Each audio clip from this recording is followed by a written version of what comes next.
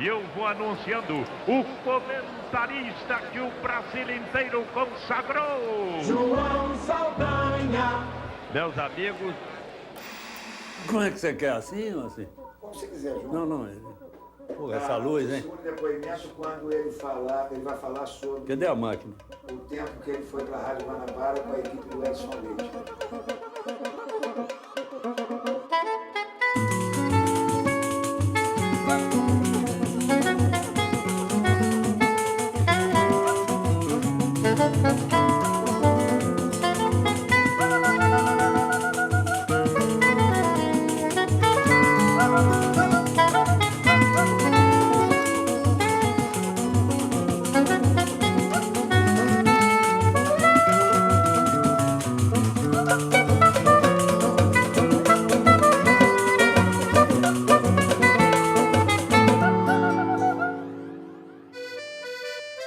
Eu vou começar falando do meu avô, João Alves Saldanha. Ele era um próspero fazendeiro na região de Santana, do Rio Grande do Sul. E quando ele faleceu, meu pai teve uma boa herança do pai. E ele aplicou toda essa herança, por incrível que pareça, fazendo revolução para depor o Borges de Medeiros no Rio Grande do Sul.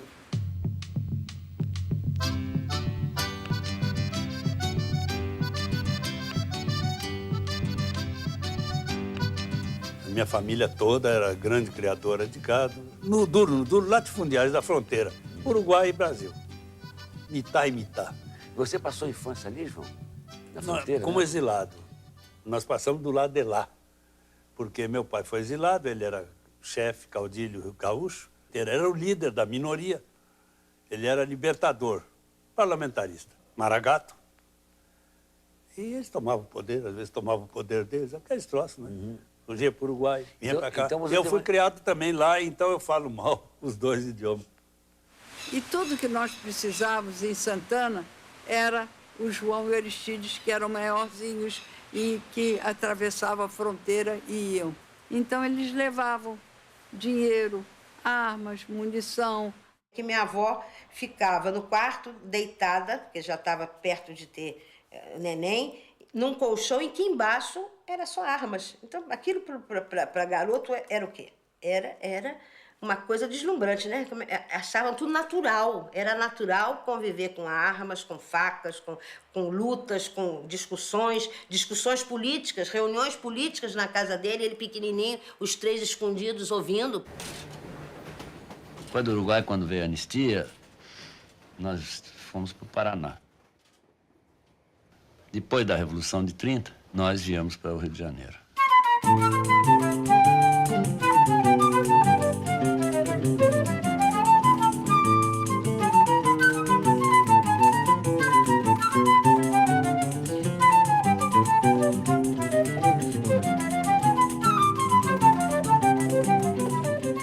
Aí eu me criei, sempre ali na beira da praia de Ipanema, ali naquele canto lá do Castelinho, por ali.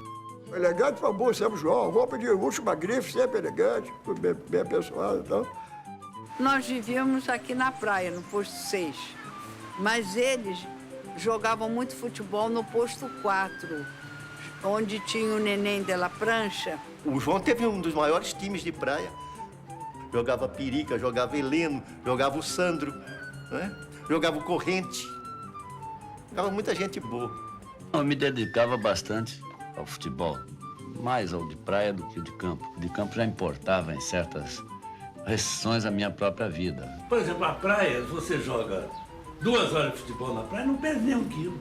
Porque não tem chuteira, não tem meia, não tem coisa nenhuma. Agora, no futebol de campo, tem deslocamento, e corrida de 50, 80 metros, e de chuteira, de meia, ainda tem que bater na bola, não é mole. Cansa muito mais, não dá nem para comparar. Eu jogava os dois. Na praia fui tricampeão, seleção da praia, diabo quase. E jogava no campo também. A gente jogava de manhã na praia e de tarde no campo. Jogava muito bem. Jogava lateral esquerdo, off esquerdo naquele tempo. Jogava no chão. Bola no chão, passo bonitinho, aquilo tudo. Jogava de médio para bom. Lidei muito com o João no Marimbá também. Era um clube que antigamente parecia um clube particular. Nós éramos 40, tomávamos conta do clube, andávamos pela praia, faziam aqueles carnavais, aquela esculhambação que o João gostava tanto. Né? O João Saldanha eu conheci garota. Eu tinha 14 anos e morávamos na Rainha Elizabeth, uma casa pertinho da outra. E achava ele muito bonito. E daí que começou um namorico. E as meninas da rua todas queriam namorar o João, mas ele não dava a menor bola, só dava bola para mim. E eu ficava toda prosa. E noivamos e casamos.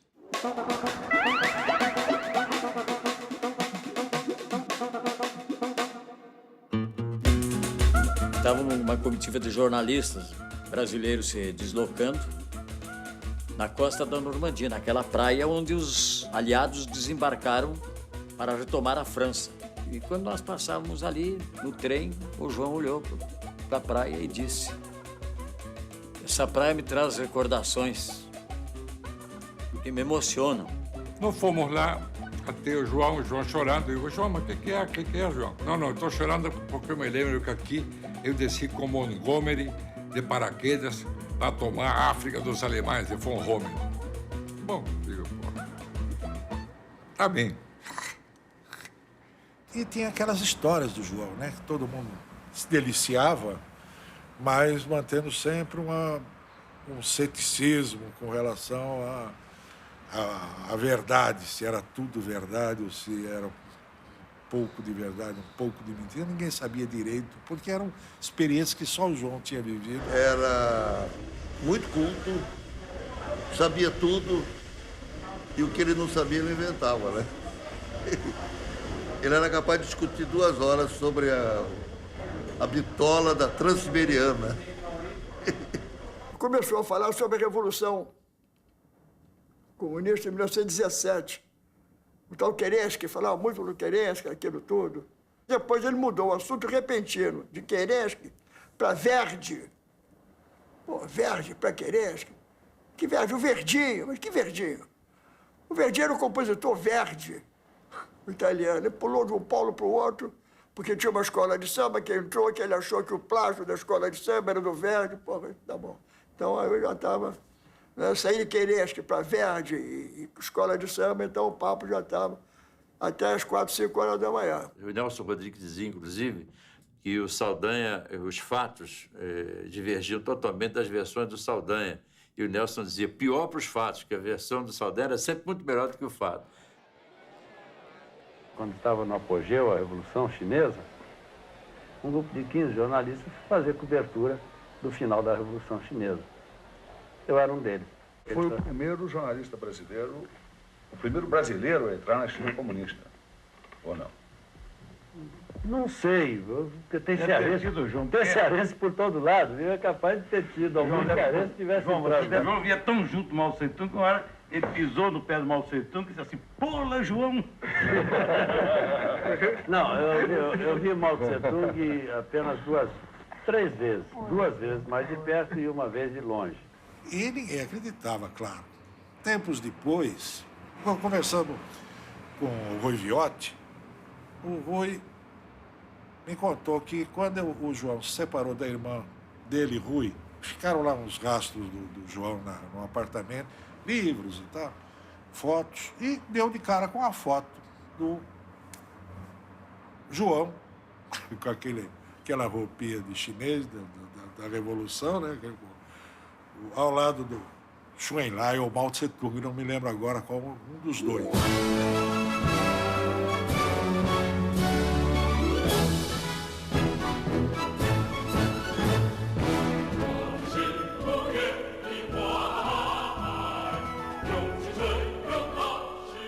Você era militante do PC mesmo, brabo? Já nessa época, já há muito tempo. Desde Você e teu irmão?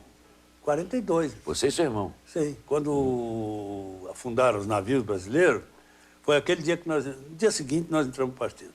E o papai também não compartilhava das ideias dele. Achava que o comunismo era uma massificação E não combinavam, nisso eles não combinavam. Chegavam a discutir por causa disso? Isso, se discutiam. O Gaspar tinha os cartórios de Copacabana, Ipanema e Leblon. Todos os cartórios eram do Dr. Gaspar. O João, inclusive, chegou a trabalhar no cartório. Eram riquíssimos. Para ser comunista, do jeito que eles tinham dinheiro, foi muito estranho. Eu conheci o João e o Aristides, irmão dele, na casa do Álvaro Moreira, aqui em Ipanema. O Álvaro lá recebia o pessoal do partido. O pessoal estava começando a luta política. O João ali na casa do Álvaro Moreira e da Eugênia era uma espécie de...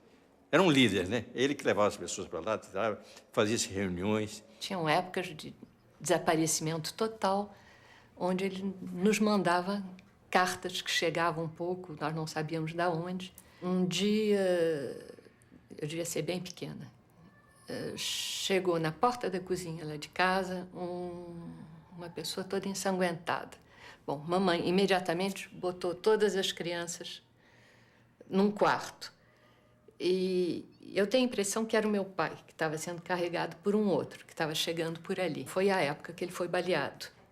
Nós fomos nos afastando, porque não tinha mais espaço, o João não tinha espaço para mais nada. Era o partido que dominava muito, apesar de ser proibido.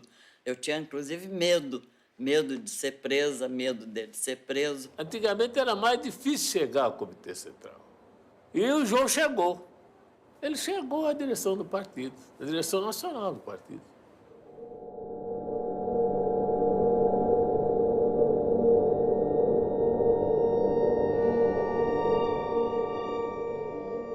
Uma região no norte do Paraná, ocupada por poceiros de Minas Gerais, de São Paulo.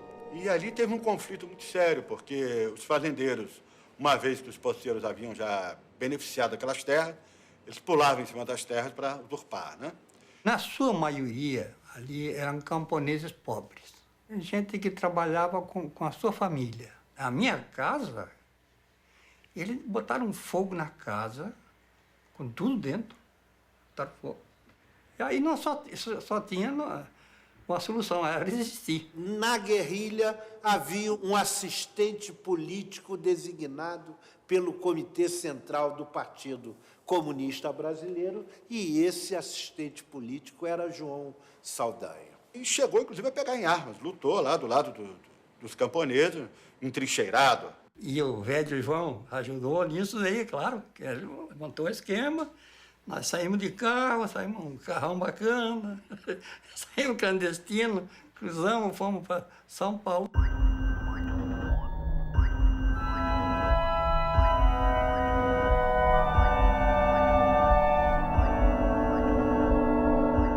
Foi uma greve que aglutinou várias entidades sindicais por causa da habilidade com que o partido soube construir essa unidade. Entende? Porque nessa greve foi muito difícil, nós éramos perseguidos com as patas de cavalo, era assim que o governo tratava os grevistas naquela época. E o João Saldanha, ele estabelecia a relação entre os dirigentes grevistas e a direção estadual do partido. E com aquele jeito dele, né, ele cativava todo mundo, todos os dirigentes sindicais gostavam muito dele. Fiquei um bom tempo sem saber quem ele era. Ele era conhecido como Souza, na época em 53. Era o Souza para cá, Souza para lá. E a gente nem sabia que aquele Souza era o Saldanha, que entendia de futebol, que era esportista e tal. Que a mãe dele mandava aquelas caixas com 10 camisas, por exemplo, todas de cambraia, com monograma, tudo muito bonito, sabe? Ele ficava com uma e as outras camisas ele entregava para os companheiros que estavam lá, que só trabalhavam para o partido, eram dirigentes e não tinham como comprar. Porque ele gostava de ver as mulheres falando, né? Que a nossa categoria, a maior parte eram mulheres, né? Mais de 80%. E nós, apesar de estarmos em greve, no final da noite sempre tínhamos baile, tinha umas coisas assim, não é isso? E a gente dançava, eu gostava de dançar, ele também, os companheiros também. Ah, era um bailarino de primeira, era mesmo, viu? E aí a amizade da gente foi crescendo, crescendo. E quando terminou a greve, o dia da vitória, que teve um baile maravilhoso, até de madrugada, né? Nós não tínhamos que fazer piquete mais, nem nada. Então, foi que ele me levou em casa e me pediu em casamento. E houve um casamento numa reunião da direção nacional do partido. E depois, lá do casamento, o João resolveu fazer logo a núpcia, né? Com a Maria Salas. E ela, isso é a informação que eu tenho. E ela não aceitou, ela queria que fosse um negócio tradicional e tal.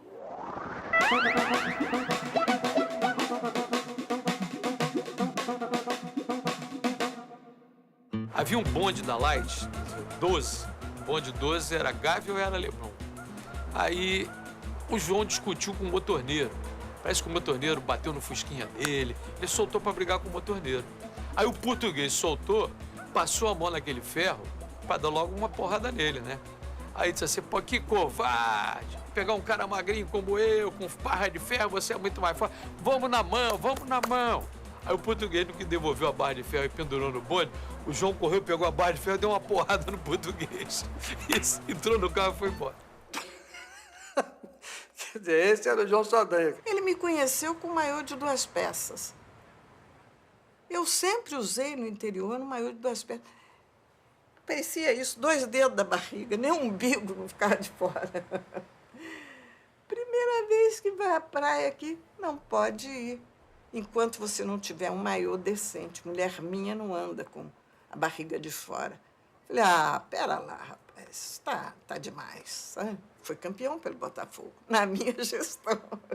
No ano que a Rutinha nasceu até. Foi muito engraçado, porque estou eu lá esperando a minha filha, minha primeira filha, emocionadíssima. O homem vai para a concentração. Eu sei que a bolsa d'água estourou e eu estava sozinha em casa. Aí liguei para a concentração. Ele se fazia de durão, mas não chegou a dar um toque completo para o quarto. Ele fez tim, ele atendeu. Quando ele chegou, ele disse assim, me vê uma média com pão e manteiga lá. Falei, o quê? Uma média com pão e manteiga. Estou com fome. Falei, meu filho, vai tomar lá na maternidade, não é? Lá eles servem. Entende? Não, quero aqui, estou com fome. Esquenta um pão. Esquenta um pão. Meu Deus, e eu fui, esquentei o pão, dei a média, entende? Quer dizer, não pode ser romântico uma pessoa assim, pode? Botafogo, Botafogo, campeão, desde 1910, o herói em cada jogo, Botafogo, por isso é que tu és e hás de ser, nosso imenso prazer, tradições, aos milhões tens também, tu és o glorioso, não podes perder pra ninguém. Para ele, como todo botafoguense, Heleno era o máximo, Nilton Santos era o máximo, e o Botafogo dele era o máximo. Ele era Botafogo de corpo e alma, ele fazia tudo pelo Botafogo. Botafogo era paixão, né? Ele era botafoguense doente e botou Botafogo na família inteira. Tinha muito gaúcho no Botafogo naquela época. Vários grandes jogadores. O Botafogo tinha sido campeão. Esse troço influencia muito o garoto, né? O Botafogo foi campeão em 30, eu vim depois, 31. O João foi muitos anos diretor de futebol do Botafogo. Em 56, o João foi ao Fluminense para me transferir para o Botafogo. O Fluminense deu preço que era 1.850.000 e mais 80 centavos ou 70 centavos. Então aí faltavam 70 centavos. Então o Fluminense não queria assinar a transferência porque já queria tirar o corpo fora, né? O centavo valia. Então o João disse, não, peraí, vocês trataram, mas está faltando 70 centavos. Não, peraí que eu vou descer lá no meu carro, no cinzeiro tem. Aí o João foi lá, abriu o carro, no cinzeiro, tirou os 70 centavos, foi lá na mesa, tá tudo legal, tá. Aí o Fluminense foi obrigado a assinar. O Botafogo, desde 48, ganhava nada. Aí era o Teco, era o Zezé Moreira, aí depois o Zezé saiu, entrou o Geninho, que foi um grande jogador do passado, né? Também não deu certo. Aí ele assumiu, sem remuneração. E papai chiava. Eu sou a única pessoa no Rio de Janeiro que paga um técnico de clube. O nosso time do Botafogo, aquela fim da década de 57, 58, era uma máquina de jogar as camisas pro alto e ia dormir. Não tinha nada que fazer. O Saldanha não era de complicar muitas coisas, né? Era mais o feijão com arroz. Ele não era de dar muita tática, ele era mais de treinar e deixava as coisas correrem mais à base do conjunto, da individualidade de cada um. Ele chegava pra mim nos treinos e dizia assim: Ronete, o que tu tá achando aí? Pô, eu acho que o Manel podia jogar mais aberto e tal, o 40 tinha que voltar um pouquinho mais. E ele mudava. Naquela época não era mole dirigir esses jogadores como Nilton, Didi, Garrincha. E ele conseguiu levar esse grupo, que era amigo, para todas as horas. O Botafogo vai jogar na Argentina e o Garrincha some.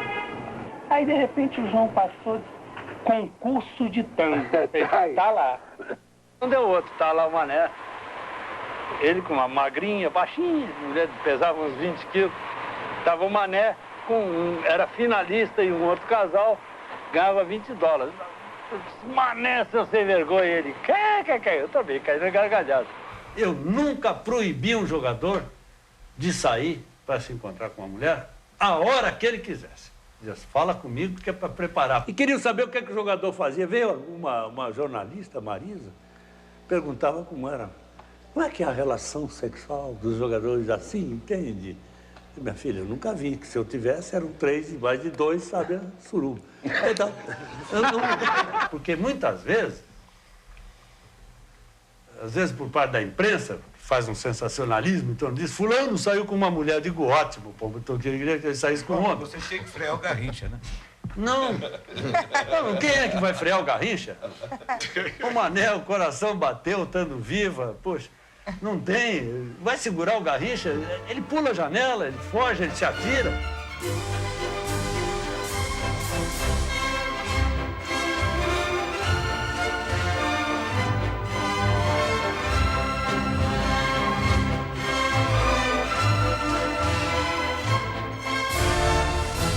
Adalberto, Beto, Tomé, Servilho, Newton Santos, Pampolini, Didi e o Edson, que fazia o terceiro homem ali pelo meio do campo, e na frente Garrincha e Paulo Valentim. Os jogos, para mim, mais difícil foi o penúltimo jogo com o Madureira e o último jogo do Fluminense estava se apresentando dificílimo em 57. Existia um diretor no Fluminense e ele foi para a televisão convidando os tricolores, né, para comemorar o campeonato, porque eles jogavam pelo empate, sabe? E a gente ficou... O Garrincha dizia, a gente ainda não jogou, ele já está convidando para comemorar. Pertenceu ao tricolor o primeiro ataque, quando parecia disposto a lutar pelo título. Mas a defesa contrária também mostrou que havia muita disposição de seu lado. E o Fluminense já contava com... Era um time muito bom, e já contava quase que certo com a vitória e o campeonato. Didi cobrou e a bola veio para Quarentinha, mas quem aproveita é Paulinho. Um chute fraco, mas o suficiente para balançar as redes. Aí está uma das grandes figuras do jogo, Garrincha, numa jogada pessoal, marcando o 5º gol do Botafogo.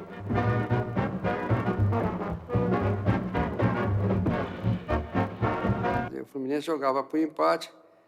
E, felizmente, o Botafogo ganhou esse jogo de 6-2 do Fluminense, um final de campeonato. Quando terminou a partida, aí foi aquela ovação toda dentro do Maracanã, e segura o Saldanha, aí segura e põe no alto, e segura eu, foi aquela...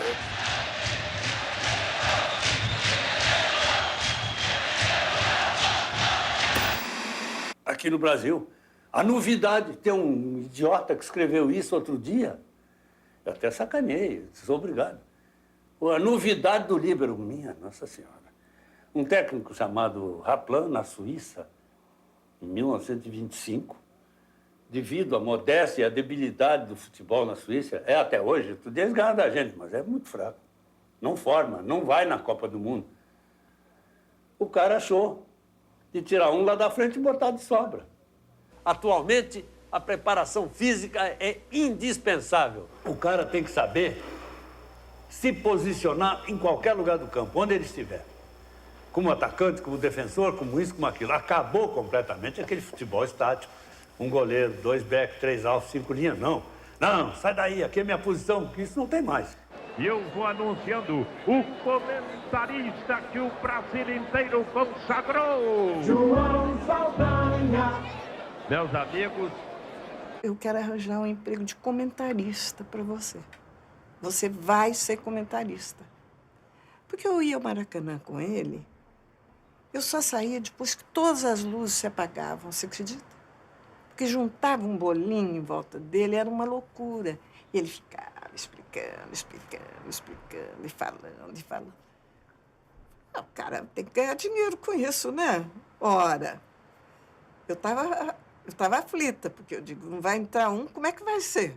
Eu fiz um comentário, por acaso. Eu estava em Buenos Aires, no Santos Campeonato Sul-Americano, e fiz um comentário. E eles gostaram muito. Né? Mais tarde, quando o Edson Leite formou a equipe da Rádio Guanabara, uma grande equipe, tinha o Cosi, o Cury, do Alcê Camargo, e todos os cobras do esporte, o Edson juntou, me chamou para comentar. Deu certo e eu segui. atingimos 31 minutos e meio de luta no primeiro tempo. Correu o Zagallo, cobrou, entrou Garrincha.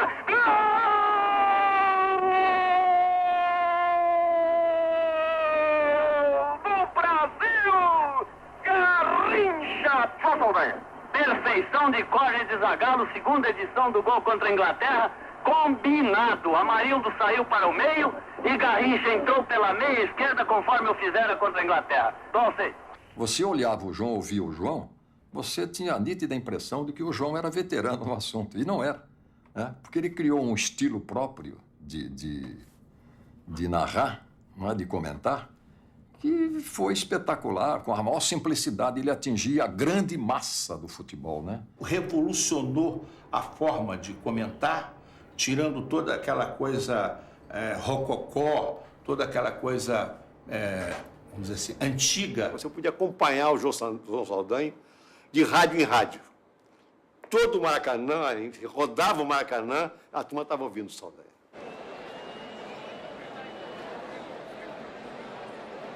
O macaquinho, deixou de namorar a girafa por causa disso. É muito penoso ir lá em cima dar um beijo, vir cá embaixo e pegar a mãozinha dela. E de novo, eu e cá, não dá. Vai informar agora se tem substituições na equipe da Iugoslávia.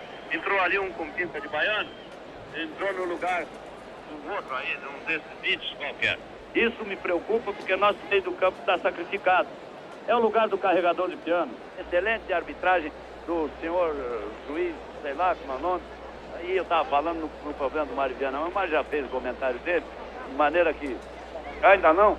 Eu estava falando que eu estava como se eu estivesse lá na televisão, caramba. Lá eu tenho que comentar esse negócio. Então, está terminado meu comentário, eu passo ao Valdir passa para o Mário. No intervalo, ele sentia a necessidade de um ponto de apoio. Ele debruçava a paz geral e escolhia 2 Geraldino para conversar e dialogar. Eu vi pessoas muito importantes do esporte com um radinho e fazendo substituições importantes em suas equipes a partir de um comentário do João Saldanha. Isso ninguém mais conseguiu e não consegue na atualidade.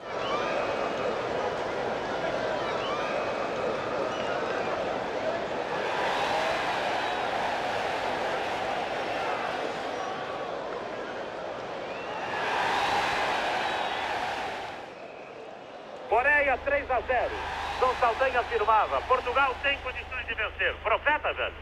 Não, o time coreano saiu jogando demais, saiu correndo tudo que tinha para o resto do ano. Não era possível aguentar aquele ritmo. E o time português um pouco desarvorado. Depois conseguiu se rearticular e penso que se Portugal jogar mais 5 minutos tranquilos, fará outro gol com facilidade. Parabéns, Saldanha. É por isso que você é um dos 4 cobras da Copa do Mundo.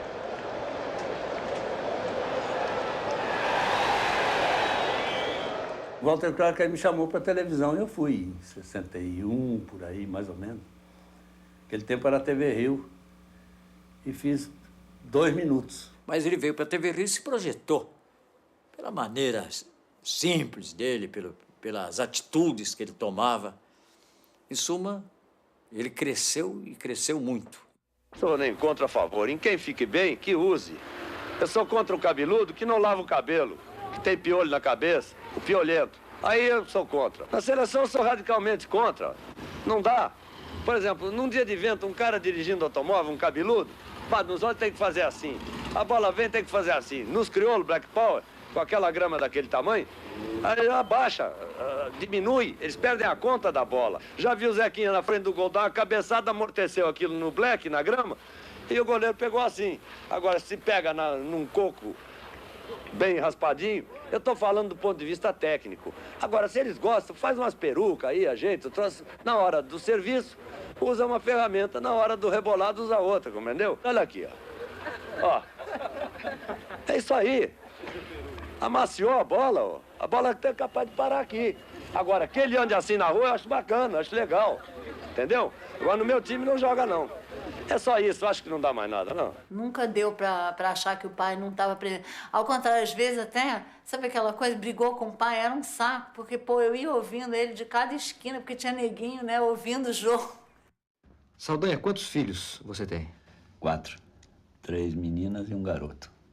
De 2 casamentos. Um pai muito brincalhão, muito alegre, cheio de ideias, assim, com um infantil na cabeça. Papai é uma figura maluca, impulsiva, agressiva, que fala alto, que assusta qualquer criança. Ele é assustador.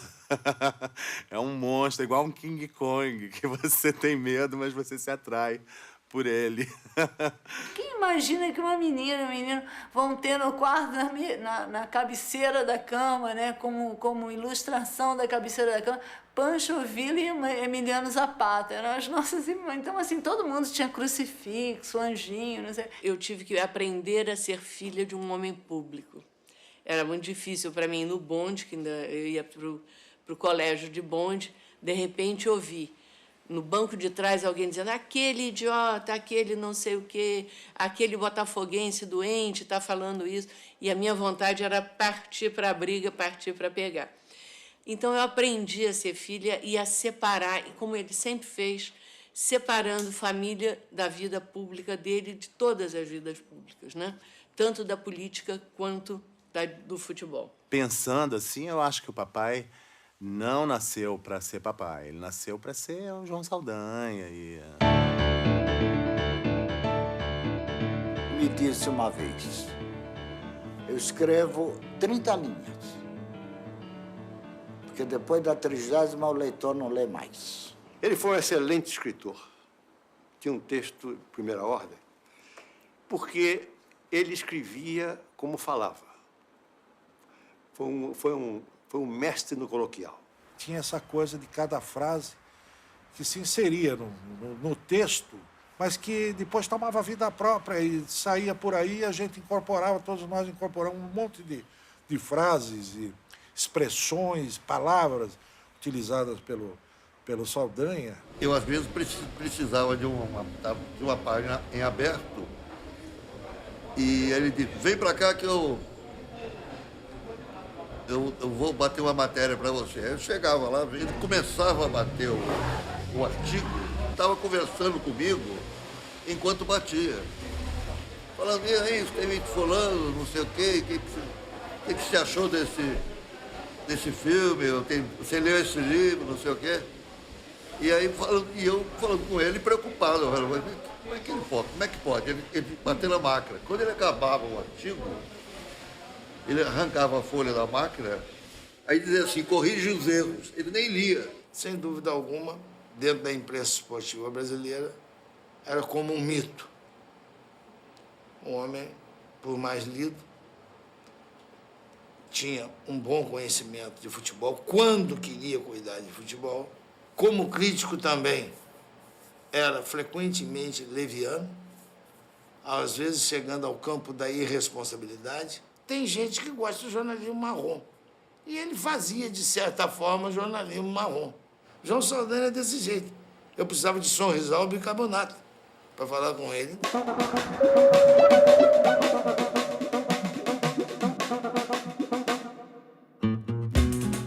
Nós estamos na praia.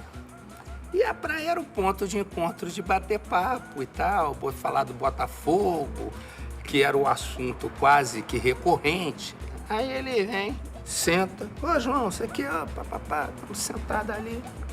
Ele olha, fica 5 minutos e diz, vai chover. Todo mundo olhou pra cara um do outro. Eu disse, João, como é que vai chover, João? Olha o céu. Ele olhou e disse, tá vendo aquelas gaivotas lá em cima? Elas estão numa corrente de vento e elas não conseguem sair. Ele olha pro céu e diz, vão embora, porque vai chover. E ninguém acreditou na história que ia chover e continuamos na praia. Ele saiu. A gente disse, ele é maluco. Ficou de doido de vez agora não tem mais jeito. Dali a uma meia hora, 20 minutos, era um temporal. Mas um temporal de fazer Noé e Catapau para fazer uma arca nova. Atenção, Minas Gerais! As tropas do 2º Exército, sob o comando do general Cruel, já sitiaram o estado da Guanabara.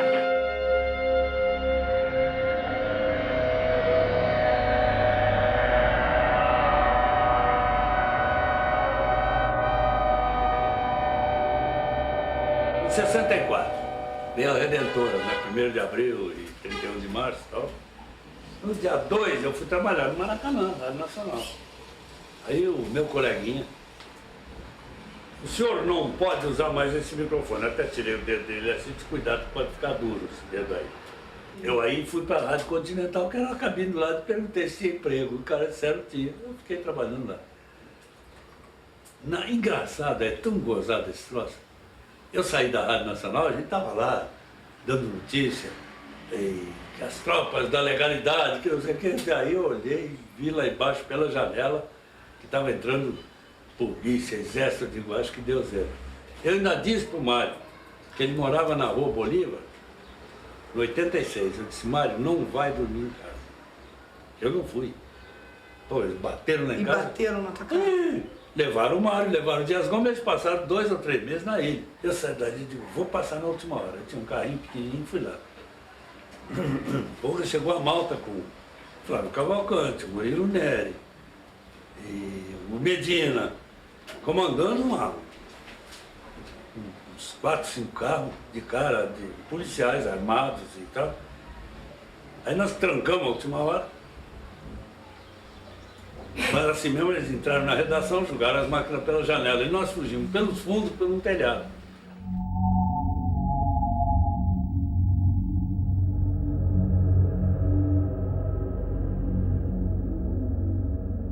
É 1º ou 2 de abril. Eu cheguei na esquina, na praia, e ele estava sozinho na praia. Aí eu conversamos, e eu muito otimista, falei, ô João, esse negócio vai virar logo, né? Aí ele pegou minha cabeça assim, aí falou no meu ouvido, e ainda escuto até hoje, assim, é um longo e tenebroso inverno. Longo e tenebroso inverno? Um longo e tenebroso inverno, não se esqueça, um longo e tenebroso inverno. Tinha razão. Ele chamou assim no canto, né, discretamente, disse assim, minha filha, olha, tá aqui a chave lá de casa, você vai lá e tira tudo que tiver de jornal lá na minha casa, você vai levando aos poucos em 2 sacolinhas. Aí ele foi me ensinando como é que eu ia fazer. Então eu ia levar com 2 sacolinhas e ia queimar tudo dentro do tanque. E também era para eu queimar uns livros e umas fotos. Quando ele viajava, ele sempre dizia isso. Se vocês precisarem de alguma coisa para o exterior, pode me dar tudo que tiver que eu levo, que não tem problema nenhum. Não vai acontecer nada. Não vai acontecer nada porque ninguém vai querer me dar prestígio mais do que eu já tenho. Lutou muito, andou pelo interior, com Marighella, aquela tudo. Não, João foi...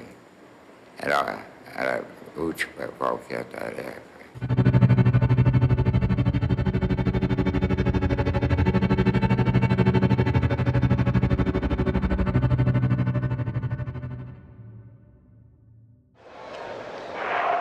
Botafogo e Bangu, às Grande decisão do título carioca de 67. Mais de 100 mil torcedores numa expectativa nervosa que iria durar 90 minutos.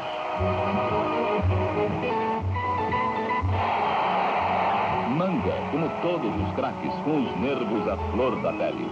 Mas o keeper alvinegro era o mais inseguro. As bolas que ele podia pegar, a gente achava que ele estava dando uns tapinhas na bola, é meio esquisito, mas a gente achava que isso era do jogo. Ele deu um tapinha, acho que era Delvecchio, que cabeceou para dentro do gol, o Paulistinha tirou lá de dentro, na última hora. A bola fácil para ele pegar, ele complicou, quase que a gente perde o título ali. Quando eu vi o jeito dele jogar, que ele estava ameaçado de morte também, né? Ele vai, denuncia isso pelo rádio, denuncia isso na grande resenha esportiva Facite. O João chegou na mesa redonda, né? Todo mundo aplaudindo, o campeão, pá. João Saldanha e a glória do Botafogo. Ele começou mais ou menos assim. Eu quero denunciar a ladroagem. Não gostei da atuação do goleiro Manga. E dizendo que o Manga tinha sido comprado pelo Castor. E desancou o Castor. Eles invadiram lá a televisão, armados, Castor e mais uns 4. Eu sei que quando o Castor subiu, né? O João levantou e partiu para cima dele. E foi aquela confusão toda. O João pegou o copo na frente de todo mundo, jogou contra o Castor. Foi um negócio muito sério. Pega daqui, pega dali. Sai do ar a estação. Tiraram do ar a estação. Eu fui para casa dormir às 7 horas da manhã. Um camarada coleguinha da nossa querida imprensa.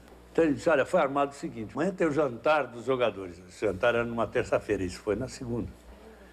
Você vai entrar e vão ficar 2 caras e vão te agarrar pelas costas. O Manga tá ali, te dá um soco. As câmeras, televisão e rádio, todo mundo, os enlatados, corruptos, safados. Correm e vão te esculambar. Segunda de tarde já começou, até no jornal que eu trabalhava, a última hora, apareceu um que escreveu uma matéria e o editor disse, não, peraí, senhor, não, aqui não. Mas nos outros jornais, na televisão, no rádio, nos programas noturnos, teve um que entrevistava o Manga, dizia, como é, vai ficar assim, Manguinha? O Manga não dizia nem sim, nem não. Pois é, isso não pode ficar assim. Incentivando e armando tudo, né? Eu digo, pô, mano. Aí eu estava pensando, se eu vou lá, vou ter que matar um. Se eu não for, tenho que matar uns 8.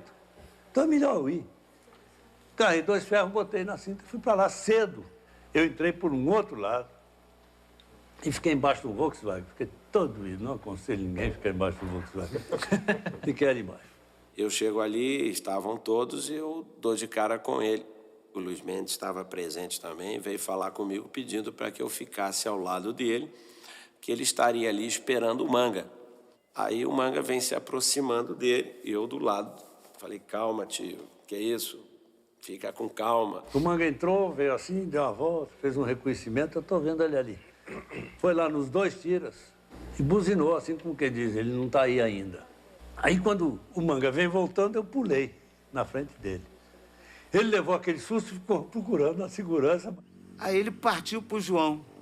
Foi bandido e mocinho, né? Tipo aquilo, né? Bandido e mocinho, do duelo de titãs, né? Tipo assim, né? E o Manga, quando chega assim, a distância assim, de uns 3 metros, talvez. Quando ele chegou assim, uns 7, 8 metros. Quando ele chegou mais ou menos assim, uns 3 metros, o João falou, se você der mais um passo, tem um homem morto. Salafrário vagabundo, eu trato assim. Ele tinha dito, ele não, mas puseram na boca dele, vai sair sangue. Digo, vai sair sangue, mas é o teu, seu filho. É. Quando ele deu mais um passo, o João tirou mas um revólver tão grande, cara, que parecia uma metralhadora, cara. Ele tira um revólver, era um 32, cano curto, pequenininho, que era o revólver que eu já tinha visto com meu avô. O João se apartou de nós, puxou um negócio brilhante daqui e fez assim. E pega o revólver e dá um tiro pro chão. Pô, tirou aquilo e pufo, deu pro alto. Bem, no meio das 2 pernas dele, sem muita vontade nem de errar, nem de acertar. Ele ia correr para onde? Vocês imaginavam, para onde estava a segurança. Aí eu dava um tiro na bunda. Mas ele correu para o outro lado, onde estavam as mulheres e as crianças. Eu não sou pistoleiro, eu não dei. Eu dei o tiro no meu sobrinho, que chegou, tio João, esse Bebeto, que é treinador, é filho da minha irmã, que treina voleibol. É. Taquei uma bala nele.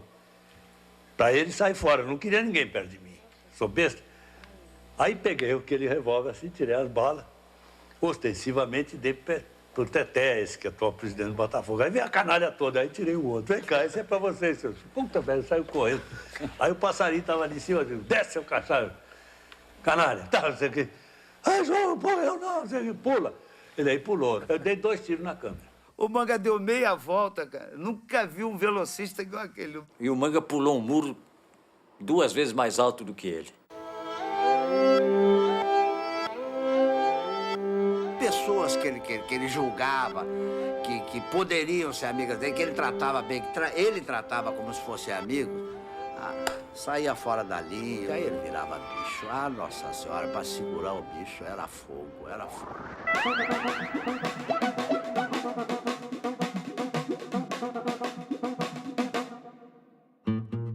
Na partida final, com o Maracanã superlotado, principalmente pela torcida do Flamengo, o Botafogo botou água no chope do Flamengo porque venceu a partida por 1-0. Aí nós saímos desse jogo, Flamengo e Botafogo, fomos para a redação, chegamos primeiro, eu e o João Saldanha, que atravessamos o corredor e ele blasonando, zombando, dizendo, botamos água no chope de vocês, etc. Aí fomos para a cantina, continuamos nessa discussão despropositada e irracional, subimos a escada para o segundo andar onde ficava a redação, ele na frente, a mulher dele na frente dele e eu atrás, e lá por um momento eu disse, João, vai para aquele lugar, uma coisa assim. De repente os dois começaram a discutir e ameaçar uma briga. Apartaram logo, acabou e tal. Aí não se falou mais nisso. Aí Azedo sentou para escrever. O João Saldanha pegou a máquina de escrever e ia jogar na cabeça do Azedo e seguraram ele. Falei assim, João, tá maluco, rapaz? Fazer isso, pô, por trás. Pô, admiro você, pô. Aí o João falou assim, briga não tem regra. Tem regra é jiu-jitsu, judô, karatê, essas coisas. Briga não tem regra. Durante a ditadura, quando a gente tinha medo de falar as coisas, tinha medo... Enfim, a gente não conversava nem com o motor de táxi, com medo que o cara fosse da Odopson, SNI, sei lá. E às vezes era. Mas João não tinha esse negócio. Ele, estivesse ou não estivesse, se ele tivesse que falar, sabe? Aquele cara é ladrão, aquele cara é isso e aquilo, e falava. Esse negócio de não ser medo, isso é relativo, você sabe que o medo é relativo. O medo é a realidade das coisas, né? E todo homem tem medo, e isso eu creio que é normal. Artigo 1º. Nos termos do artigo 2º e seus parágrafos do Ato Institucional número 5, de 13 de dezembro de 1968, fica decretado o recesso do Congresso Nacional a partir desta data.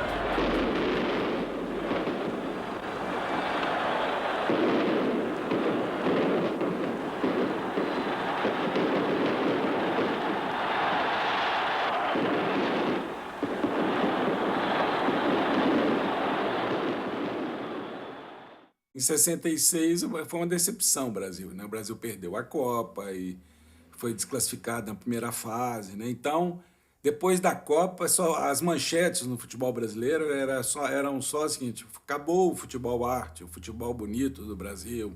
Agora é o futebol moderno, é o futebol de força, de velocidade, de preparo físico. A seleção ela estava desgastada. Não sabia qual era o treinador que iam colocar. E a pessoa indicada para aquele momento justamente era o João. Era o cara que podia, de alguma maneira, reunir de novo confiança da torcida na seleção. Quando o Saldanha foi convocado para treinador da seleção brasileira, eu estava numa excursão no México. Me lembro perfeitamente como se fosse hoje. O Ariosa era o jornalista. E ele chegou para mim e falou assim, sabe quem é o técnico? Ele disse assim, João Saldanha. Eu digo, Não acredito. Eu digo sinceramente que eu pensei que fosse eu, porque o Botafogo já havia conquistado os títulos de 67 e 68, bicampeão carioca, bi da Taça Guanabara e a Taça Brasil, 68 para 69. E o João Saldanha era um crítico voraz da seleção brasileira desde 1966. Então, a Avelange, quando convocou o Saldanha para ser o técnico, ele colocou justamente um inimigo no poder. E aceitei, não sei porquê, explicar assim no duro, porque foi na hora, perguntou se quer ser treinador da seleção. E eu disse para ele, isso é uma sondagem ou um convite? Ele aí disse, é um convite. Tá bem, eu topo. Me encheu a onda, não pedi nenhum ordenado, fui burro. Ele, quando disse para mim, fui convidado para ser o treinador da seleção, eu disse, mas não aceitou, né? Ele disse, não, aceitei sim. Eu disse, você pirou? Eu falei para ele, você pirou. Não havia nenhuma afinidade no João com aquela gente, com os cartolas, nenhuma. Ele era um homem muito polêmico. O presidente Médici gostava de futebol, ele sabia quem era o João, mas acreditou na capacidade técnica do João de fazer realmente uma seleção para ganhar. Não se preocupou com o problema ideológico. Isso não foi. E se ele não se preocupou, pouco importa que alguém tenha se preocupado abaixo dele. É o seguinte, eu quero ver se até amanhã ou depois da manhã eu posso anunciar ao Brasil inteiro, a todo mundo, quem quiser, qual é o time A do Brasil. E nós teremos assim muitas surpresas, ô Saldanha. A seleção nacional já existe. Antes eu dizia que sabia a seleção alemã e não sabia do Brasil, agora eu sei as duas. Não, quem me conhece, quem me ouviu falar ou me leu, não vai ter surpresa, não.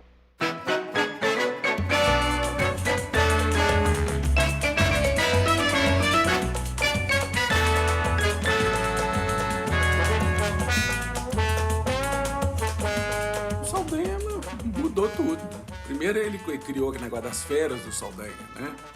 E começou a ter um discurso otimista, né? Que o futebol brasileiro tinha de conservar a sua maneira de jogar, suas raízes, os seus princípios e não copiar o futebol, a força, a velocidade, aquele estilo europeu. Olha, vocês sabem que vocês são as minhas 22 feras, mas os meus 11 são esses aqui. Já tinha os 11.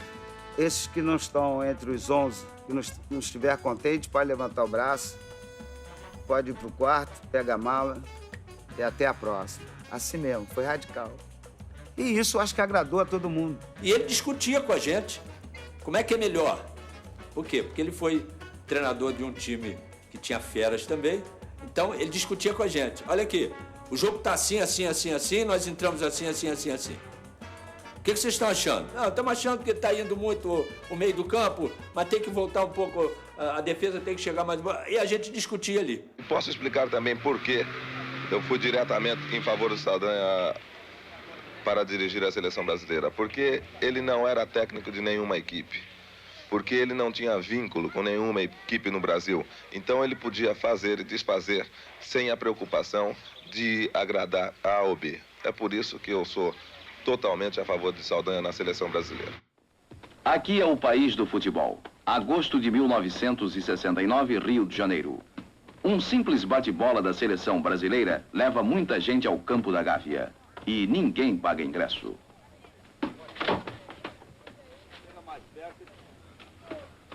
Olha a bola! Faz a tabela agora, faz a tabela agora.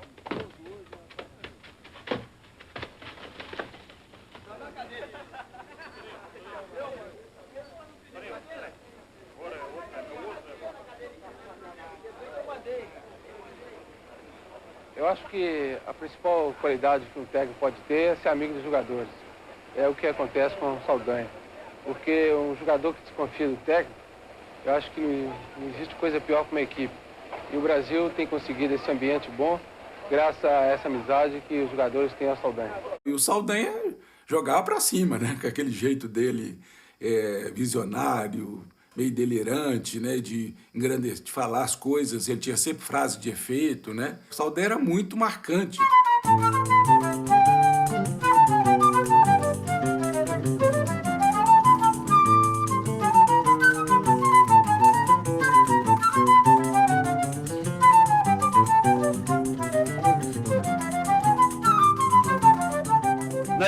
eliminatória, 0-0, nós e Venezuela. O time da Venezuela tinha um português que parecia que sofria de joanete, calo.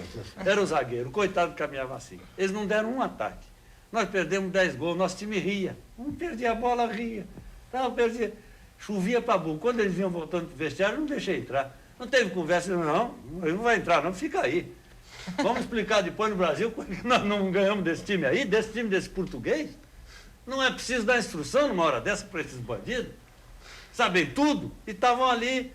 Qualquer hora a gente faz um gol, mas já tinha passado 45 minutos. E ele está na porta do vestiário, com a chave na mão. O vestiário trancado. Aí nós estamos chegando, ele falou, pode parar todo mundo aqui.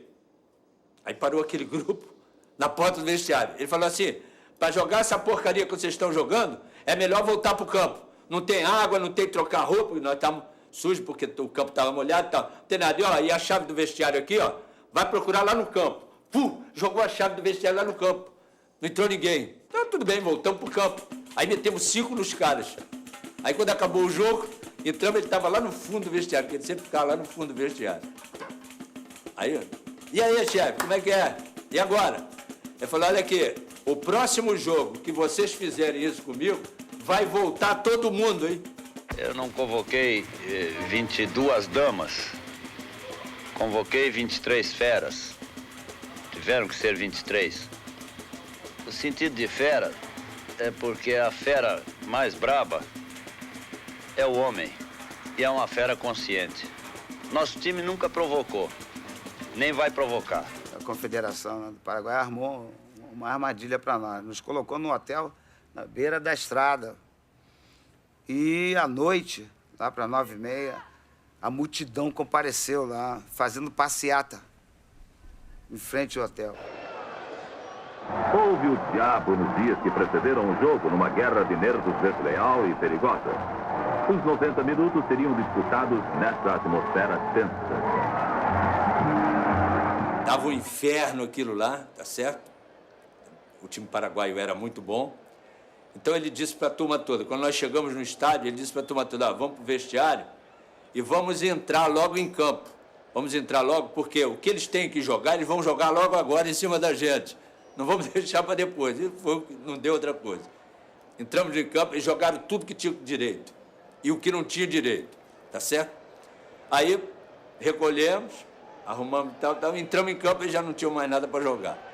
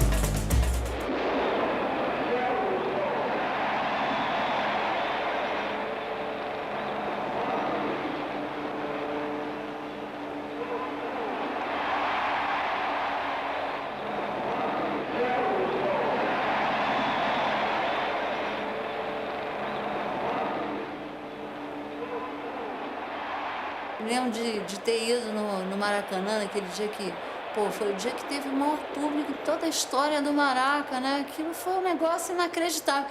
E eu me lembro de eu entrando, tinha tanta gente, aqueles corredores assim, que eu entrei no ar.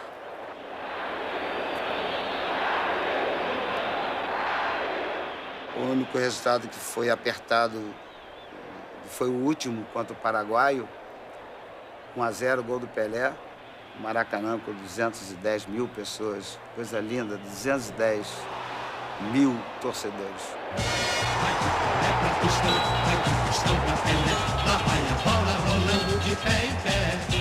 São as feras do Saldanha bailando e a galera gritando olé, olé, olé. A ditadura militar certamente raciocinou. E se o Brasil volta com a taça Jules Rimet na mão do comunista? Como é que faz? Depois da eliminatória, né? Aí já treinando para a Copa, havia um ambiente, começava a perceber um ambiente hostil ali, alguma coisa, né? Conversas nas esquinas, né? Da comissão técnica, né? Começaram a sair nas conversas que havia um repúdio ao Saldanha pelo fato da vida dele anterior, de ser comunista. Mas eu sentia que ele estava também incomodado, né? Quer dizer, ele devia se sentir um pouco constrangido, falando assim, como é que ele estava ali trabalhando numa comissão técnica militar, ele que era contra os militares, contra a ditadura. Eu vi várias vezes pessoas falando que o João tinha se afastado do partido na época da seleção, coisíssima nenhuma. Lá em casa era praticamente um aparelho. Eu saía com Rafaela, às vezes, domingo, porque vinha o pessoal lá para casa para discutir, era a cúpula do partido e tal, quer dizer... E ele convivia muito bem com isso, ainda dizia que ele era, feito o Chico Buarque, ele era um defunto caro naquele momento. Havia SNI em plena ação. Ele e seus contatos. A Cindy brasileiro exilado no México. Ele de Pombo Correio. O João tinha uma atividade clandestina, nunca deixou de ter. Então o João passou a ser um problema de Estado. Tratou-se de desestabilizar o João.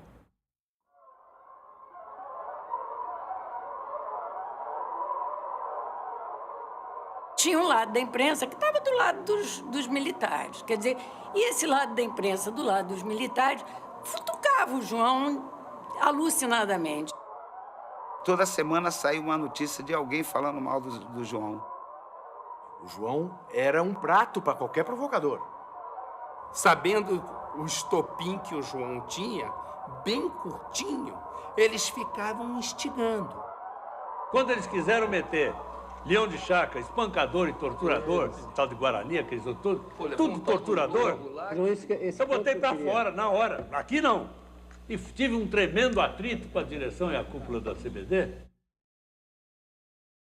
Nos exames que nós fizemos, deu uma miopia no Pelé. E ele disse que o Pelé é míope, não sei o quê. Ele diagnostica uma miopia no Pelé verdadeira, mas aí ele inflaciona a miopia, né? Diz o crioulo não pode jogar à noite. São tiradas dele. E ele era apaixonado pelo Pelé. Eu nunca declarei isso. Eu disse que o Pelé tinha um problema, que o médico nenhum dava jeito. O Pelé estava duro, estava a perigo, estava dando cambalhota para arrumar dinheiro, e esse problema nenhum médico dava jeito. Era esse o problema que ele tinha. Agora, se eles resolveram que era problema de visão, o crioulo enxerga mais do que nós todos juntos. Isso tudo começou a provocar uma reação que aí já não era mais nem bairrismo daqui, nem de lá, porque tanto a crítica vinha de São Paulo quanto acontecia no Rio, né? Até chegar ao ponto de estremecimento, de ruptura, quando ele tem aquele lance de invadir lá a concentração do Flamengo para tirar a satisfação que os Strick disseram que foi armado, não sei o que e tal, aquelas coisas típicas do João.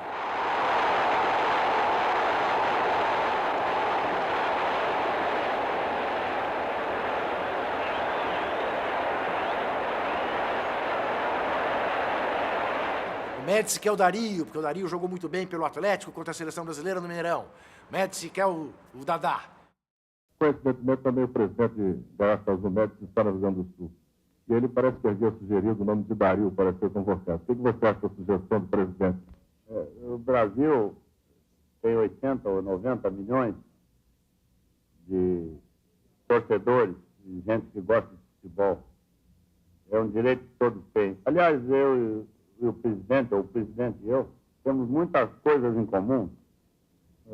somos gaúchos, somos gremistas, gostamos de futebol, e nem eu escalo o ministério, nem o presidente escala time. Você está vendo que nós nos entendemos muito bem. Eu considero o Médici o maior assassino da história do Brasil.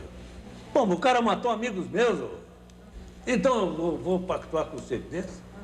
Eu tenho um nome a zelar, já tinha e tenho ainda. Não. Então eu disse para ele, o senhor organiza seu ministério e eu organizo meu time. Não convoquei Dario, o troço se acirrou, eles chegaram a pedir por amor de Deus, e aí saiu o racha. Porque o negócio não era a seleção brasileira, era atender o homem. Aí o Avelange dizia, você quer me levar para a desgraça? Eu digo, Avelange, eu estou nisso há muitos anos, eu não vou mudar mais de ideia, não dá, né? O Avelange estava fazendo tudo para tirar ele do comando da seleção. Pouco tempo antes dele sair, eu fui à concentração. E ele estava num estado de nervo estava muito agitado, um estresse violento. E eu senti que não dava mais mesmo para ele. Não foi assim, aconteceu um fato que desencadeou a queda dele. De jeito nenhum. Foi uma sucessão de coisas que caminharam para esse desfecho que eu já imaginava. Porque eu ficava na minha cabeça esse negócio de Saldanha aqui com esses militares em volta aqui não vai dar certo. Fui eu sair da seleção porque eu não aceitei injunções. Eu sei que eles me chamaram assim como uma espécie de desafio, porque eu era crítico. Mas botar gente no meu time não bota.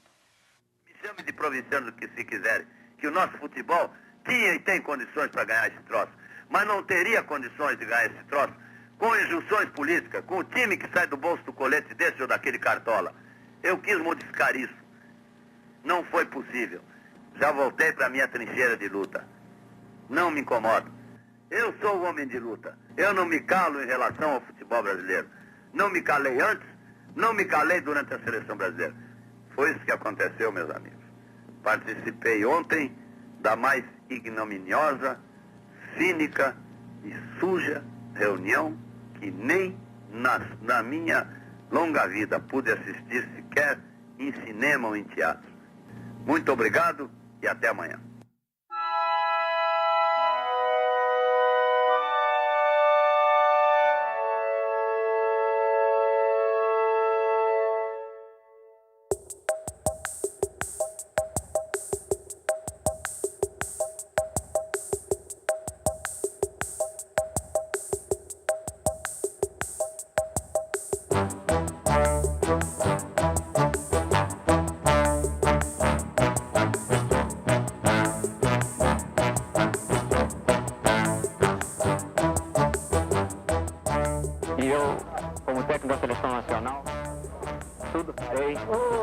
Para que o Brasil possa vibrar novamente, como no ano de 58 e 62.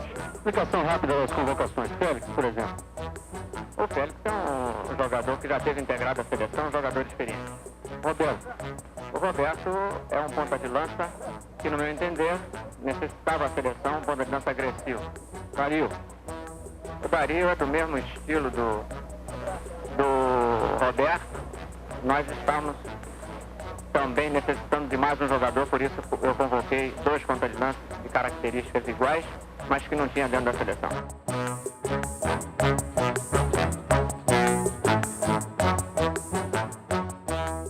Ele saiu da seleção, voltou para a esquina, como se nada tivesse acontecido. Continuou. Ele gostava de um termo assim, vida que segue, né?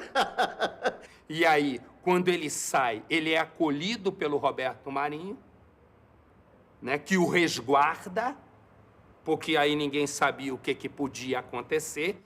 Eu acho que o papai, nesse momento, ele estava fragilizado, ele se fragilizou e ele não segurou o tranco. E foi um baque. Por outro lado, ele conseguiu retomar brilhantemente o posto de comentarista e teve a possibilidade de comentar sobre jogadores que ele teve um contato. Então, são comentários maravilhosos. 3, 2, 1, México. Minuto 0 de uma sensacional transmissão da Copa do Mundo pela rede de emissoras associadas. Rede Globo de televisão e rede de emissoras independentes. Minuto 0. Gillette, Souza Cruz, juntas para dar ao Brasil a primeira Copa do Mundo ao vivo. Alô, alô, México! E o boa tarde de João Saldanha, nesses primeiros segundos. Boa tarde, acho um bom jogo para nós esse.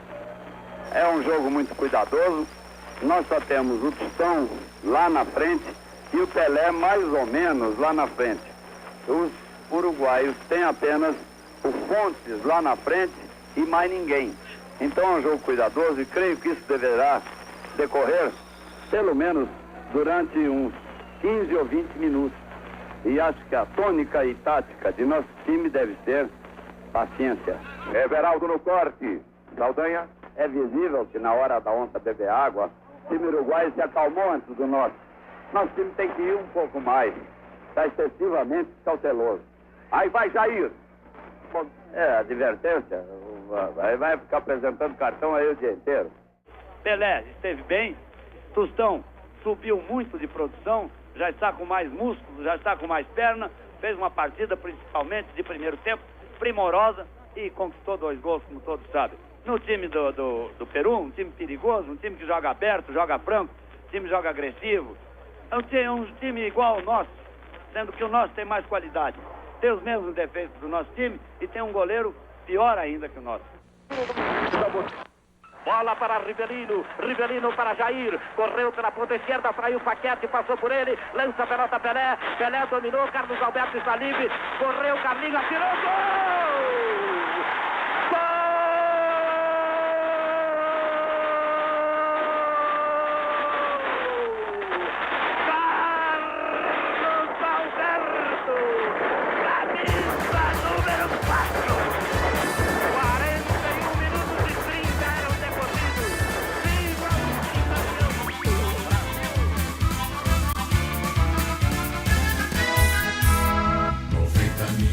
Em ação, pra frente Brasil, do meu coração.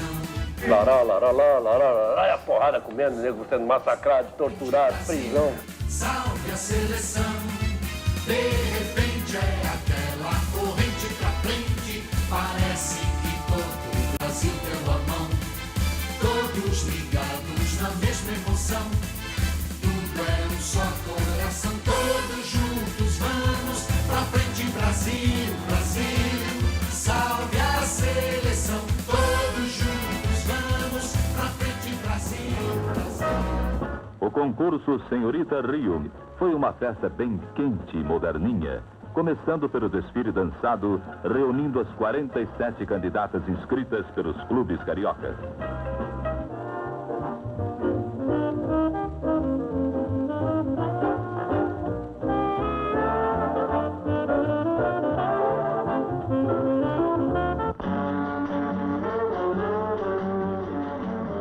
João Saldanha, gaúcho de nascimento, é o mais novo cidadão carioca.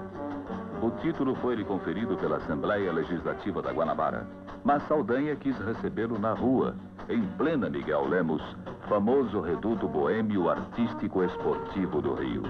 A cerimônia, bastante informal, teve o samba da Portela e a banda de Ipanema. O cara ser tão amigo do Prestes, mas aí era amigo do cara lá do Bafo da Onça, Cacique de Ramos, da Mangueira. O cara era totalmente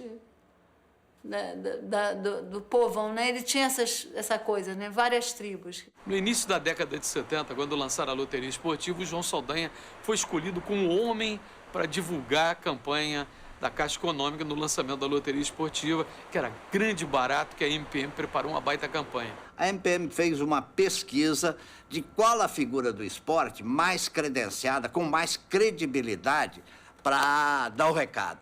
E deu o João Saldanha disparado. Olha, desculpe, viu? Eu acho o jogo roubado. Um jogo que a casa fica com 70%, eu prefiro jogar no bicho. É roubado. Não há nenhuma chance matemática. Onde vai esse dinheiro, senhores dirigentes da loteria esportiva? Eu gostaria de saber por que vocês não publicam de vez em quando tanto para isso, tanto para aquilo, tanto para aquilo. Estão rindo. Estão rindo, tem gente rindo aqui. Eu acho que a crise, é claro, é uma crise econômica cíclica, muito séria, que atinge a todos os países do mundo. No Brasil, ela é uma crise política em virtude de uma ditadura militar que vem desde 64. Então, não tem nada contra os militares, acho até que devia ter um partido dos militares, para os civis que quisessem votar nos militares, assim como tem militar que vota nos civis. Vamos falar de futebol, João. Mas, bom, e isso, evidentemente, atinge o futebol violentamente, porque os clubes de futebol, os grandes clubes de futebol brasileiros, e são poucos, não chega a 20, não dirigem seus próprios destinos.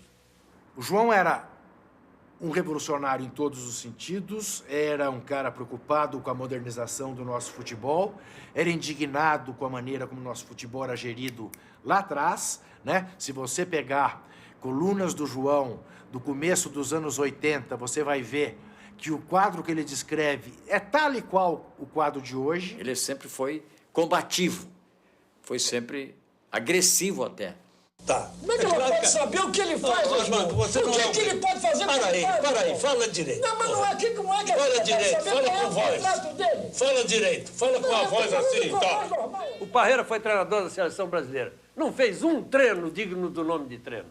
Ele dava um empapelamento, um aquecimentozinho, um bate-bola de 20 minutos, porque no dia seguinte tinha jogo e os jogadores tinham jogado no dia anterior. Eu não sei o que ele iria dizer hoje de dirigentes, de empresários, desses que estão mandando e desmandando no futebol hoje, os clubes, a bancarrota. Eu imagino, toda vez que surgisse esse assunto, iam tirá-lo do ar. Aqui, de 6 em 6 meses, pinta um craque. Em países como a Itália, como a Alemanha, isso é de 6 em 6 anos.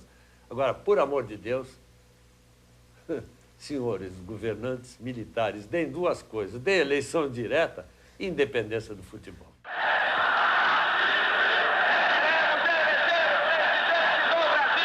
Mais de 1 milhão de pessoas concentradas na maior manifestação. Ô, Saldanha, como você vê o Brasil caminhando para a democracia, hein? Com muito otimismo, e nós não estamos acostumados à democracia. Nós nem sabemos direito como é esse negócio de democracia. É uma democracia, às vezes, permitida. O Brasil, em toda a história se da República, quanto mais a história do Brasil Império e Brasil Colonial, o Brasil nunca atingiu a plenitude de uma democracia.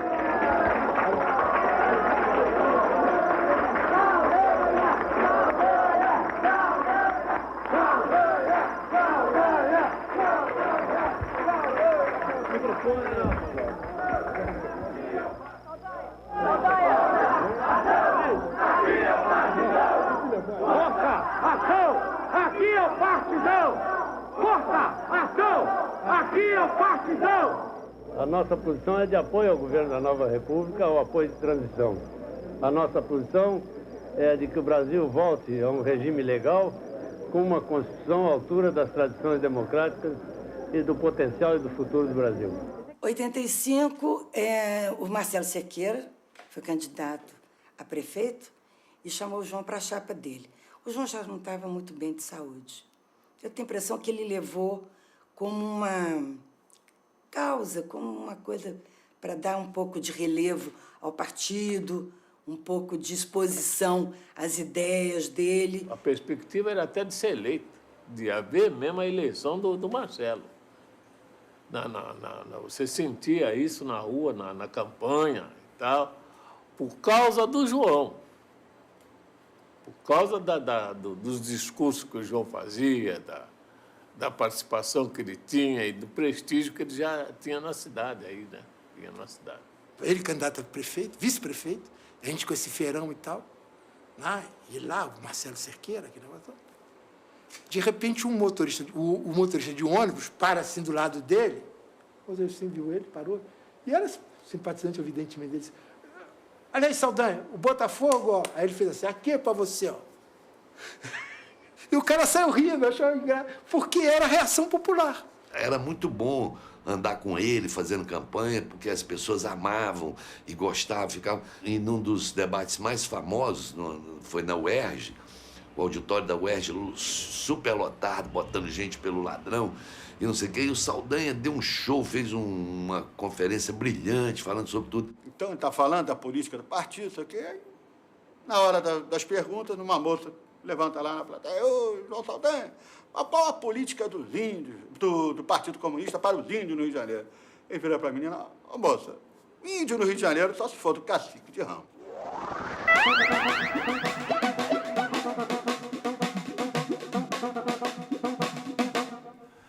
Depois das Olimpíadas de Manila, o papai trouxe um brinquedo eletrônico para minha filha mais velha, para Bruna. Só que ele precisava de pilhas.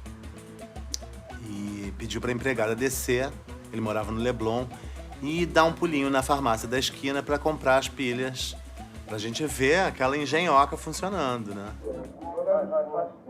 Obrigado, você que está um pouquinho assim desse. João, o que na realidade aconteceu? O quê? O que na realidade aconteceu? Ah, na realidade? Na realidade, um cara, acho que é Leão de Chácara, vai lá e pergunta, ele já entrevistou o cara? É uma cara de meliante, né? O cara veio para ser a empregada lá de casa, uma senhora, foi comprar pilha de rádio, esses troços. Pilha não funcionava, ela voltou. O homem botou ela lá para fora, disse que não devolvia a pilha nem ela, disse: então me dá meu dinheiro. Não dou o dinheiro. Ele foi lá. Aí o papai sumiu, eu fiquei ali botando as pilhas, nem vi que ele tinha saído de casa.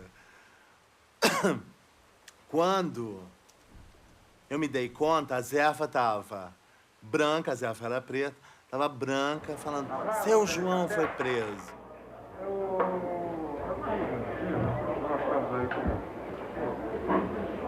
Quantas balas?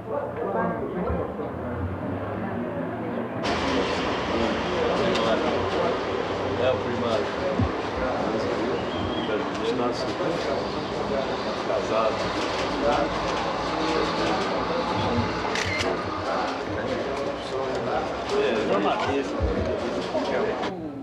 O ladrão não vai ser identificado? Não, é isso, acho que nós vamos apurar. Esse cara é ladrão, fica aí roubando. Peraí, você é gatuno, tá assaltando o bairro aí todo dia, pô. Nós vamos, conforme for as declarações, a gente vê, dentro do papel eu faço uma análise melhor. Então cada um vai ter o direito de apresentar a sua versão. O jornalista João Saldanha realmente deu um tiro no chão na sua farmácia? Deu, sim.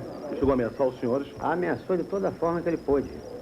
Ameaçou fisicamente, sempre com a arma me ameaçando dar um tiro. O próximo tiro seria na barriga, conforme ele disse. Ou nos cornos, foi a expressão ridícula dele. Sou freguês dali, eu nem conheço esse cara. Desde que inaugurou essa farmácia, que eu já estava antes aí. Então eu vou lá, o cara devolve, dá as pilhas, tá? Na boa, viu? O cara foi mais grosso ainda. Aqui não, porque isso aqui... Aí eu esculhambei, né? Chamei ele de ladrão. Isso aqui são assaltos que você está fazendo. Ele aí veio com mais dois, um mulatinho que tá aí, vieram para cima de mim. Eu tinha ido no banco buscar um dinheiro grande. Estava prevenido, não para ele, para outros assaltantes. Ele é assaltante autorizado. Os outros, coitadinhos aí da cruzada e tal, esses vão assaltar ainda se ferram, né? Ele não, assaltante autorizado. Veio para cima de mim. Aí peguei e dei um tiro na pilha de modas ali, um troço daquele, para acalmar ele, os vagabundos de lá. Eles acalmaram, a mulher da caixa devolveu o dinheiro. Aí tava, a rádio patrulha estava bem em frente, parada ali. Eles vieram, pediram delicadamente, né? Muito urbanamente. Né? Primeira vez que você faz isso? Eu faço o quê? Dá tiro? Primeira vez que... dá tiro? Não, eu já tive que me defender outras vezes. Você sabe disso, está perguntando à toa, né? Você tem que andar armado? Nunca, minha filha. Você está louco? Você anda armado aqui no Rio de Janeiro, você chega em casa com uma pilha de cadáver atrás. Não, eu fui no banco buscar um dinheiro grande, né? Então, botei uma ferramenta do lado, não sabia nem se aquilo atirava, um revólver velho. Acabou atirando. É, deu, né? Funciona. A partir de agora, Brasil e Argentina. O Brasil vai jogar com Leão número 1, Leandro 2, Márcio 3, Moser 4 e Júnior número meia dúzia. Aí vai o Brasil à frente na sua primeira tentativa. Jorginho demorou muito, acabou perdendo. O relógio marca! 45 esgotado o tempo regulamentar para a primeira etapa. Brasil 0, Argentina 0. Ninguém quer seleção brasileira. Ninguém apoia. Lá vem caminhando o canhão 75, tenta agora o passe, executa para Júnior, recebeu o lateral, desloca-se para o comando do ataque, abriu na meia direita para Márcio, sobe o zagueiro central, na chegada da área, dominou, preparou, lançou a Renato, dá-lhe garoto, atira a boca do ar por Roberto.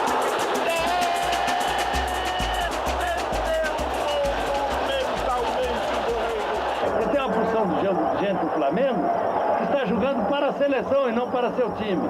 E hoje tem uma porção de gente que está jogando para contrato em dólar e não para o time. Por isso, toda hora um driblinho a mais. Ele falava, pô, tô fudido, que merda. De um jeito muito tragicômico, engraçado você ver aquela pessoa ali. Aí ele parava assim, se apoiava assim, com o ombro bem assim, fazia... Compreendam a minha dificuldade em falar 15 minutos, 190 minutos, que não aconteceu nada. É duro, 0-0 é uma parada a qualquer um. Ele já tinha fugido, assim, nos 3 hospitais, entendeu? Largado, viajado escondido, enrolado todo mundo. Eu perguntei para o Pedro Henrique, o que ele tem de vida? Vida, não é vegetativo. Ele disse, não tem mais de 3 meses. Eu disse, se ele for para a Copa, ele disse, ele pode não voltar. E se ele não for, ele vive 3 meses. Eu digo, então vamos arrumar ele para ir para a Copa. Ele saiu daqui fugido, né? Nós íamos só dar a passagem a ele se ele tivesse uma aprovação médica. E ele falava, Elô, eu quero ir. Não é vaidade, nessa altura eu não tenho mais isso. Mas faz parte, eu quero ir. Então vai. Ele comprou uma passagem com o cartão de crédito dele, foi para a Manchete de mala, de lá ele saiu após a transmissão, foi para o aeroporto. Ele quase não me deu até logo, eu tive que brigar com ele. Ele numa cadeira de rodas e uma bengala, parecia uma imagem assim, heróica, mas totalmente em decadência, porque estava ali naquele estado e tinha o Sérgio Cabral na fila de embarque, tinha algumas pessoas ali no aeroporto, olhando para aquilo de uma forma assustada, mas se divertindo, porque estavam enxergando nele, naquele momento, uma criança rebelde. E João passou com uma cadeira de roda. Aí cumprimentamos, oi, oi. E ele ia pegar o mesmo avião. Eu me lembro que ele parou porque o Sebastião Neri, que estava na fila um pouco adiante, falou, oi, João, tudo bem? Aí, João, tá, tudo bem, eu tô aqui sentado de sacanagem nessa cadeira, sacanagem. Claro que o dia 3 de julho ele passa a ser inesquecível, porque, dois detalhes, aniversário do João Saldanha e acabou sendo a última transmissão dele na televisão. De tarde fizemos uma festinha para ele, comemoramos o aniversário dele, de noite ele participou da transmissão do jogo, fez um programa comigo, toque de bola, tudo bem. No dia seguinte, de tarde, já por volta das 6 horas da tarde, eu recebo um telefonema no estúdio da Manchete da Heloísa. Olha, o Saldanha não vai porque ele não está se sentindo bem. Aí aquilo para mim já foi definitivo, porque quem foi para um estádio com 39 graus de febre, que nunca recuou em nada, para ele não ir para o centro de imprensa naquela noite, que realmente a coisa já tinha chegado, passou do limite. O grande guerreiro tem que morrer no campo de batalha. Isso dignifica o grande guerreiro. Então ele morreu no campo de batalha. Uma batalha inglória e ingrata para ele, que ele não tinha saúde para enfrentá-la. Mas dela não desistiu. Tentou até o último momento. E era um homem verdadeiramente feliz por isso, tenho a certeza.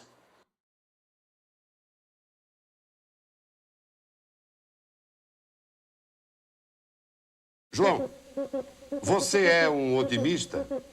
É claro que eu sou. Se eu não fosse um otimista, eu já tinha me naturalizado dinamarquês. É claro que eu sou otimista. Eu confio muito no nosso povo e no nosso país. Nosso tempo está esgotado, nosso tempo está esgotado. Não precisa fazer nada, faz assim.